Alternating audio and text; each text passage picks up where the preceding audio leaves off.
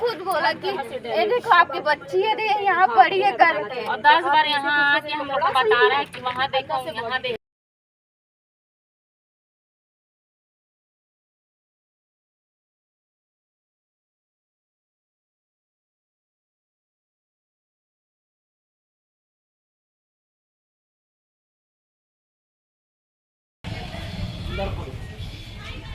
Cement का बोरा फूटा नहीं था, बल्कि 1-4 का गार्ड लगा के गए।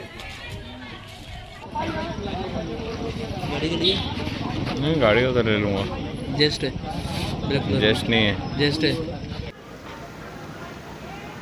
बेटी कहाँ सुरक्षित रहेगी, सबसे बड़ा सवाल आज समाज के सामने प्रश्न चिन्ह खड़ा कर रहा है। ढेरों सवाल पैदा हो रहे हैं।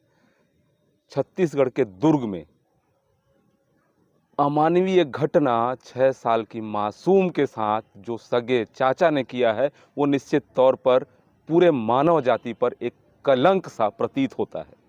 इस घटना के बाद रात को बहुत सारे लोगों ने, कुछ लोगों ने लाइव आकर समझाइश दी, जागरूक करने की सोची। आखिर क्यों यह दिल दहला देने वाली घटना बेटियों की सुरक्षा पर एक बहुत बड़ा सवालिया निशान है। इस मामले को जब बता रहे थे दुर्ग के एडिशनल एसपी, तो एक एक शब्दों को मैं ध्यान से सुन रहा था।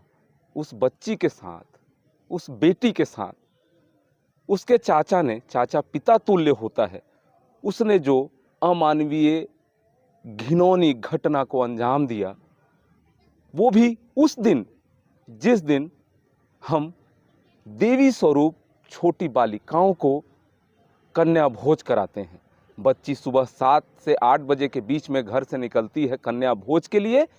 10 बजे तक जब बच्ची वापस नहीं आती है तो परिजन खोजते हैं और मोहन नगर थाने में जाकर गुमशुदगी की रिपोर्ट लिखाते हैं। शाम को 7:30 पर पार्क के पास एक काले रंग की कार में सीट के नीचे उस बच्ची की लाश मिलती है। उसे उठाकर डॉक्टरों के पास ले जाते हैं, जहां डॉक्टर मृत घोषित कर देते हैं। यह हत्या, एक बेटी की हत्या, हमारे समाज में ऐसा सवाल खड़ा कर रही है कि इसका जवाब किसी के पास नहीं है। मेरी भी आंखें इस खबर को लेकर डबडबा जा रही कहीं ना कहीं। इतनी मासूम बच्ची, 6 साल की, कोमल अंग और देवी स्वरूपा, जिस दिन वह कन्या भोज नवरात्र के उपलक्ष्य पर करने गई थी, उसके साथ इस कलयुगी चाचा ने क्या किया। उसके शरीर पर जेल पाए जाते हैं, नाक और मुंह से खून बह रहा होता है और हाथ और पैर भी मुड़े हुए रहते हैं। आज मेरी चर्चा सूरजपुर के वरिष्ठ पुलिस अधीक्षक और डीआईजी प्रशांत कुमार ठाकुर से इसी बात पे हो रही थी कि सर मुझे रात भर नींद नहीं आई। उन्होंने पूछा क्यों? मैंने कहा समाज कहाँ जा रहा है, समाज के ठेकेदारों को कैसे जागना होगा। इसके लिए जागरूकता कार्यक्रम प्रत्येक ग्राम पंचायत स्तर पर चलाना होगा कि ऐसे साइको लोगों पर नजर रखी जा सके। जो हत्यारा है, बच्ची का सगा चाचा, नशे का आदी था, बच्ची को ऊपर कमरे में ले जाकर तेज म्यूजिक बजाता है, वही देवी गीत, और ऐसी अमानवीय घटना को अंजाम देता है।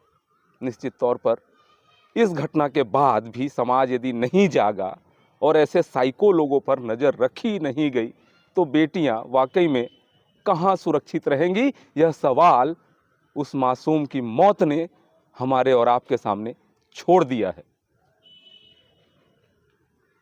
Doctor Pratap Narayan Singh, Indian Republic news, गणतंत्र भारत की स्वतंत्र आवाज़।